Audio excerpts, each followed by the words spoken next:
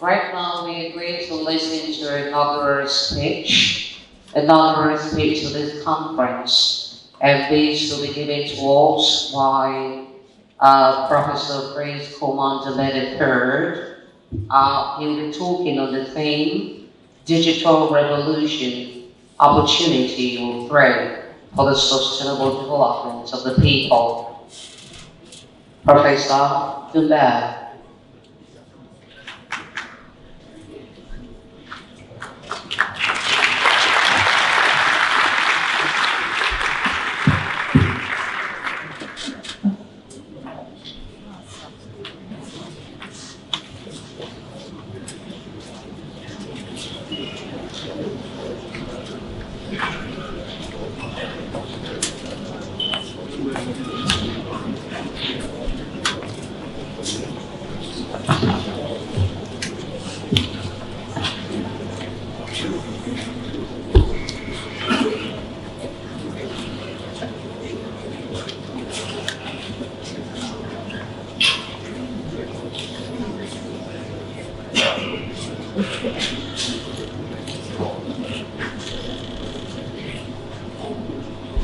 Bonjour tout le monde.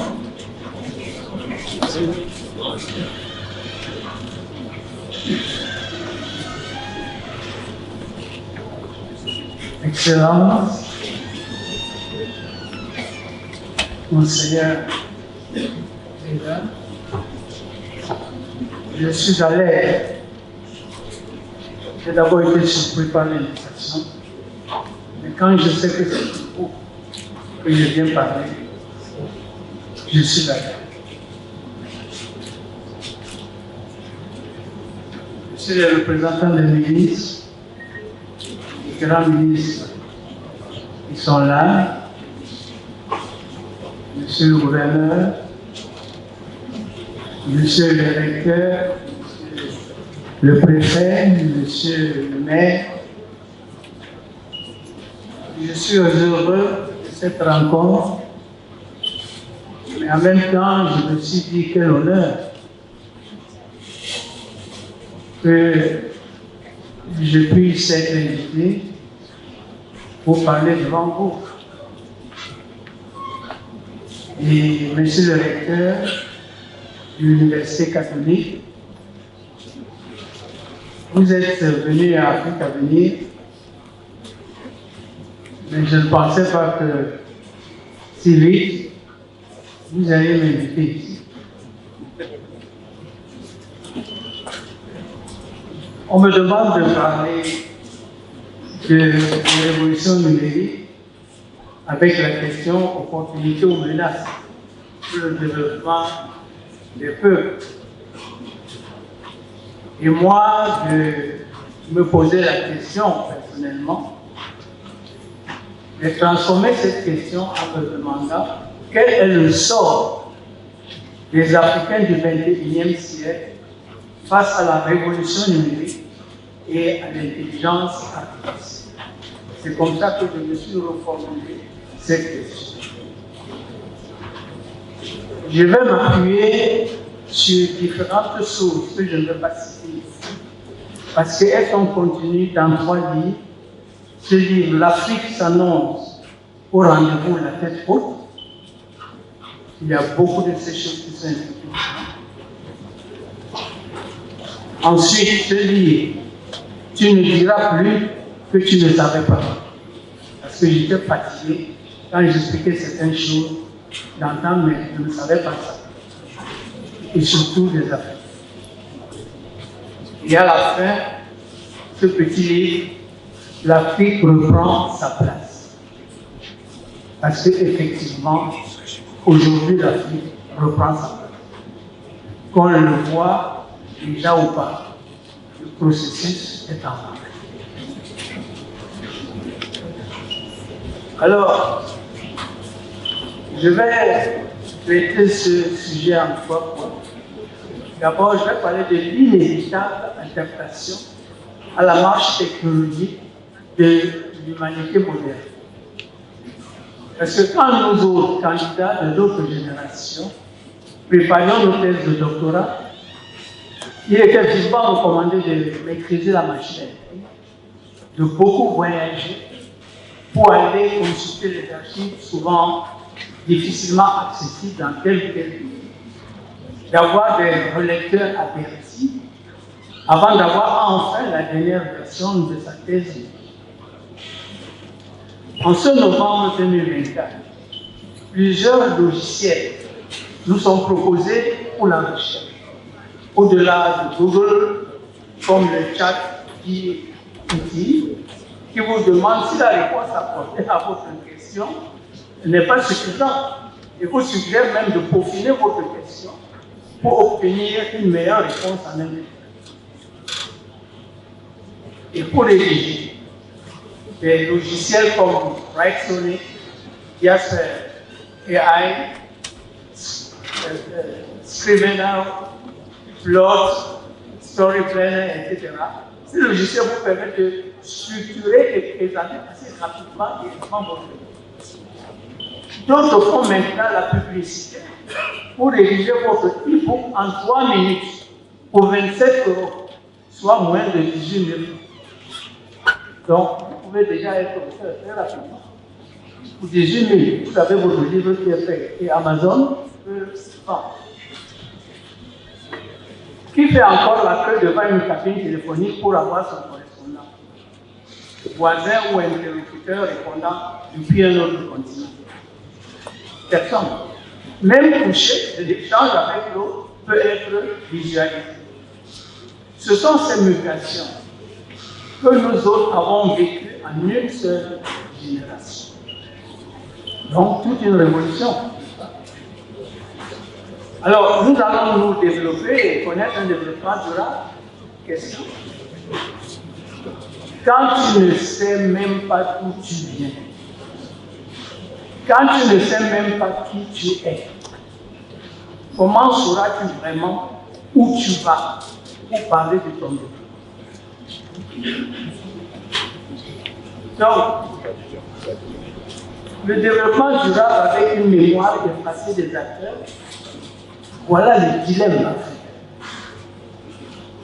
Nous parlons tous du désert du Sahara, mais qui dans nos laboratoires parle du Sahara vert, qui ne constituait pas une barrière géologique, il y a 300 000 ans. Quelles sont les recherches scientifiques menées dans nos universités ou centres de recherche africaines pour comprendre l'évolution géologique, climatique, humaine de ce continent, surtout depuis que les peuples noirs l'habitent et s'y adaptent selon les temps depuis 300 à 330 000 ans. Nos chercheurs ont-ils déjà fourni les bases de données nécessaires à l'intelligence artificielle pour qu'elle soit en mesure de répondre à des questions complexes que le monde serait en droit de se poser sur l'évolution de notre continent et de son apport à l'humanité entière? Ne me dites pas que les autres ont déjà écrit ceci ou cela sur la vie. Donc on sait déjà. C'est l'autre qui doit dire qui tu es, quand toi-même tu ne sais même plus d'où tu es sorti.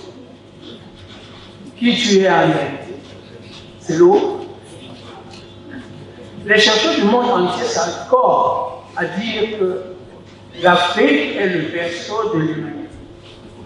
Ce qui signifie que l'Africain est le père et la femme noire est la mère de l'humanité. Mais alors, quels sont les devoirs, quelles sont les prouesses scientifiques de ces Africains depuis l'existence de l'Homo sapiens sapiens? Dans le conscient et subconscient formaté des peuples noirs, ils n'ont rien inventé. Ils ont vécu en dehors de la science et de la technologie, mais aussi en dehors de la connaissance du Dieu. Et l'école coloniale et de post-indépendance n'a fait qu'enfoncer le clou pour produire des jeunes scientifiques convaincus que la science et la technologie ne peuvent être qu'importées de l'extérieur. Et que l'Africain qui veut exceller dans les domaines scientifiques et technologiques doit s'exiler hors du continent pour prier et être reconnus. Voilà mon premier point. Mon deuxième point s'articule autour des questions essentielles aux Africains d'aujourd'hui dans l'élaboration du numérique et de l'intelligence artificielle. Permettez que je pose quelques petites questions dans l'élaboration du numérique et de l'intelligence artificielle. Et là, je vais seulement prendre quelques exemples. D'abord, les mathématiques et la technologie. Les mathématiques découvertes dans la grotte de Blombos en Afrique du Sud et qui datent de 77 000 ans, n'est pas 17 000, qui datent de 77 000 ans. Les mathématiques de l'os Kishango, d'il y a 22 000 ans, découvertes en République démocratique du Congo. Et toute la route des mathématiques de cette époque, découvertes en Afrique australe, font-elles l'objet de recherches approfondies dans nos laboratoires de recherche pour les arrimer au numérique et à l'intelligence artificielle? Je parie pour nos étudiants en mathématiques, pour ceux des instituts de technologie, sont friands du numérique. Ils ont à peine entendu parler, excusez-moi, de ces prouesses mathématiques. Mais ils sont friands du numérique et de l'intelligence artificielle. Les livres programmes scolaires leur passent cependant toujours des théorèmes. N'avons-nous pas besoin aujourd'hui de cet héritage scientifique pour régler les problèmes que nous n'arrivons pas à résoudre vraiment aujourd'hui dans nos villes et villages? Et la muraille de Zimbabwe, construite sans mortier à partir de l'an 900, maîtrisons-nous encore cette technique pour l'insérer dans notre intelligence artificielle? Je n'insisterai même pas sur l'Égypte pharaonique et ses prouesses technologiques, dont les pyramides n'ont toujours pas livré tous leurs secrets scientifiques. Cheikh Anta Diop a fait sa part. Nos laboratoires de recherche ont l'obligation d'élargir et d'approfondir les champs d'investigation. Dites-moi s'il vous plaît, dans nos universités, où on enseigne encore que Christophe Colomb a découvert l'Amérique, y a-t-il des laboratoires de recherche pour analyser les multiples aspects du périple de l'empereur du Mali, Mansa Aboubakar Keïta II, qui renonça au trône en 1310 et s'embarqua avec 2000 navires pour s'installer au Mexique en 1313, donc 179 ans avant Christ. Nos chercheurs se sont-ils penchés sur les divers aspects techniques, technologiques, sociologiques, spirituels de cette navigation pour que l'intelligence artificielle soit fière et que nous ne soyons pas réduits à la présentation de nos prouesses par les autres? Je vais poser une autre question sur le développement économique dans la mémoire effacée de nos peuples. Pourquoi voulez-vous avancer, dire que nous cherchons à nous développer, quand nous naviguons avec une mémoire effacée, quand nos prouesses scientifiques et technologiques sont complètement oubliées, quand nous sommes entièrement livrés aux idées, aux concepts, aux inventions venues d'ailleurs, avec des objectifs étrangers à nos besoins?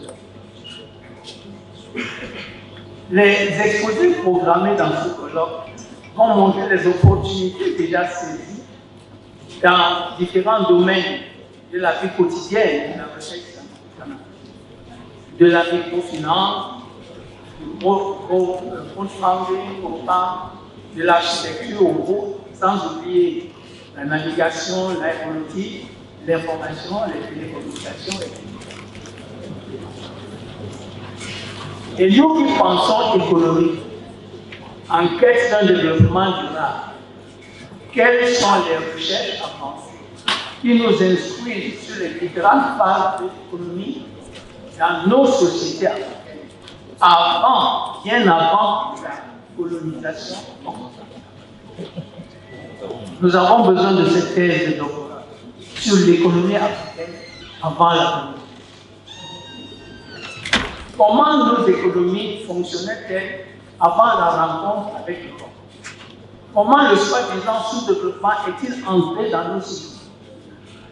Comment nos étudiants en économie et finance ignorent encore en 2024 que dans cette ville de Douala, un franc camerounais, c'était la monnaie ici, un franc camerounais valait 20 marques allemandes en 1884. Et que 4 douanes royales étaient opérationnelles bien avant cette colonisation qui a commencé avec les Allemands en 1840. Si le numérique ne tient compte que des opérations économiques actuelles et que l'évolution depuis la nuit des temps est effacée, comment pouvons-nous établir des systèmes économiques consistants assurant notre? Ne risquons-nous pas de croire que les logiciels développés par les autres permettront aux non-africains de dominer les marchés de la zone de libre-échange continentale africaine et que les Africains ne seront plus que des intermédiaires, des courtiers ou de simples employés de compagnies étrangères qui, grâce au numérique, ne s'installeront même plus en Afrique, mais bénéficieront en premier des richesses produites par le continent africain. Maintenant, un mot sur le numérique et la santé de nos pays.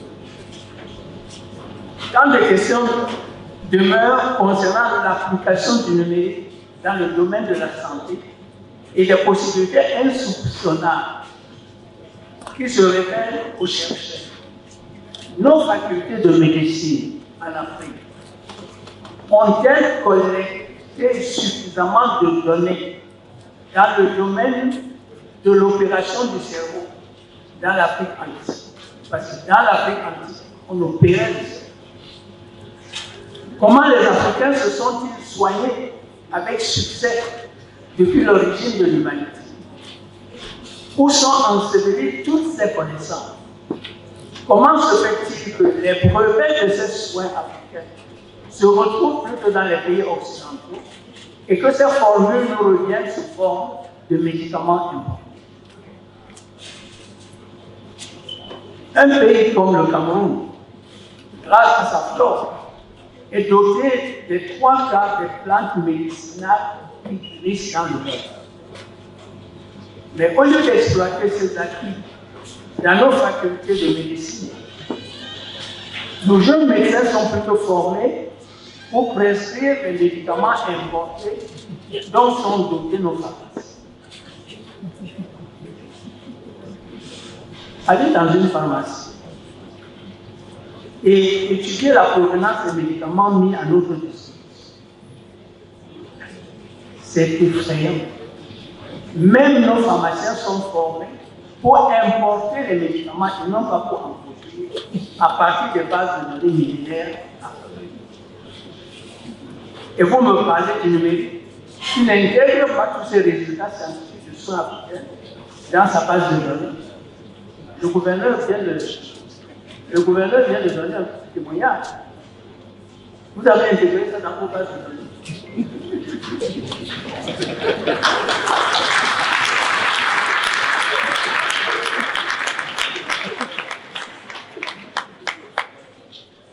Je vais parler maintenant très brièvement du numérique et de la spiritualité africaine.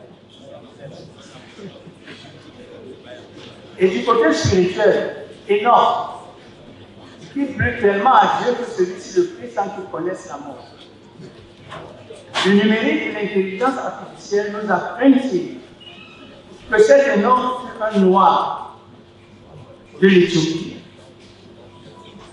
Son livre qu'il rédigea 9000 ans avant Jésus fut retiré du canon biblique par l'évêque italien Philastus de Brescia, qui est mort en 390. Et en 2002, le Vatican a encore rejeté ce livre des normes, qui avait été pratiquement interdit pendant 1400. Or, 80 passages du livre des normes se trouvent dans les 4 évangiles du Nouveau Testament et 309 passages dans l'ensemble de la Bible, selon les chercheurs Jovanovic et Briand. Alors, Enoch l'Africain est-il connu par les fidèles de nos églises, par leurs pasteurs, par nos pasteurs, par nos prêtres africains? On sait seulement qu'il y a eu un Enoch qui a tellement plu à Dieu. Mais on ne dira pas que c'est un noir. Qu'est-ce qui se passe? Et vous verrez quelle idée. Et le déluge dit de Noé que les glaciologues situés dans la période dure et qui inonda le Sahara du nord au sud jusqu'au nord Cameroun et au Tchad entre 11 000 et 7 000 ans. Fait-il l'objet de recherches approfondies en études du climat ou en théologie africaine? Le colonel Mohamed Kadhafi, lui, s'en était saisi pour capter dès 1983 les eaux de ce déluge enfermées sous les rivières du Sahara, dans ce qu'il avait appelé la grande rivière artificielle, et pour permettre une évolution, l'évolution d'une rivière. Et dans vos prédications, quand vient le tour du cantique des cantiques, et qu'elle s'exclame, je cite, « Je suis noir, mais je suis belle, fille de Jérusalem. Qu'il me baise des baisers de sa bouche, car son amour vaut mieux que le temps. » Dites-vous à vos paroissiens qu'il s'agit du texte de Maquet, la reine noire d'Éthiopie, qui tomba enceinte quand elle est venue rendre visite au roi Salomon, qui entretenait déjà 700 princesses de différentes nations comme femmes et 300 concubines. Vos numériques et intelligence artificielle nous permettront-ils d'en savoir plus? Et le langage codé des tam-tams, qui a dérouté l'envahisseur colonial pendant les guerres de conquête des années 1884 jusqu'à 1907, trouvera-t-il sa place dans notre intelligence artificielle? Parce que, par exemple, chez nous, ici, quand les Allemands sont venus, ils ont voulu conquérir le territoire. Quand ils avançaient, ils ne trouvaient personne, ils ne comprenaient pas. Parce que les tam-tams communiquaient aux autres communautés. Et quand les Allemands venaient, ils ne trouvaient personne. Jusqu'à ce qu'un jour ils comprennent que c'est à cause des tam-tams. Et vous savez ce qu'ils ont fait? Ils ont commencé à étudier le langage des tam-tams à Berlin, mais en même temps, ils ont interdit l'utilisation des tam-tams chez nous. Alors, votre intelligence artificielle, on pourra nous informer de tout ça.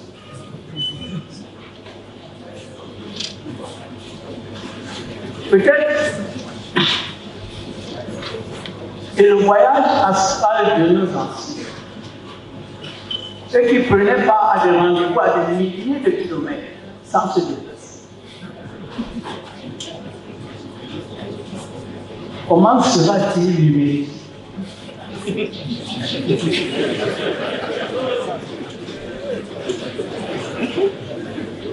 Peut-être que le nouveau centre de sorcellerie africaine de 5 étages au Mali, bâti sur 500 mètres carrés grâce à un investissement de 500 millions de francs CFA, et inauguré le 14 février de cette année, nous apportera-t-il peut-être des éléments de réponse aussi pour le numérique? Le ministre de l'Artisanat, de la Culture, de l'Industrie hôtelière et du Tourisme, Andogoli Kindo, présenta ce centre de la sorcellerie au public comme un centre d'incubation de soi centre d'incubation de savoir et savoir-faire endogène de l'Afrique pour que germe la graine de la puissance africaine et qu'elle devienne le grand arbre dont le fruit servira à l'humanité du temps. Quel sera l'impact de l'intelligence artificielle dans ce contexte? Mon dernier point parle de l'opportunité du numérique comme opportunité ou menace, mais avec la petite expérience de notre modeste centre Afrique Avenir. Nous avons essayé d'interroger la question de l'opportunité l'opportunité ou menace dans différents champs de l'unité africaine. Bon, la question essentielle n'est pas si le numérique peut être une opportunité ou une menace. Ce n'est pas la question essentielle. Nous, Africains, devons nous poser la question. Les bases de données de notre héritage scientifique multimillénaire sont-elles intégrées dans les data numériques et de l'intelligence artificielle? Oui ou non? Mais avant d'intégrer ces data dans les bases de données de l'évolution scientifique de l'humanité, avons-nous fait l'effort nécessaire pour rassembler ces data accumulées depuis que l'Afrique est berceau de l'humanité, de la science et de la spiritualité? Nous nous posons cette question au sein de la Fondation Afrique Avenir Internationale depuis sa création à Conakry, voilà, en 1997, depuis l'ouverture de la bibliothèque Cheikh Anta Diop en 1993, mais surtout dans les recherches de l'école doctorale et de master, héritage et innovation de notre institut universitaire de la Renaissance africaine de 1984 à 2000, d'abord à Berlin, et puis depuis 2016 ici à Conakry. Et je profite de l'occasion pour dire au recteur hongrois, monsieur le recteur, je profite de l'occasion quand je parle de la bibliothèque Cheikh Anta Diop pour vous dire un grand merci. Parce que quand vous avez visité Afrique Avenir, vous avez dit que vous allez donner votre contribution. Et vous nous avez offert 250 volumes de textes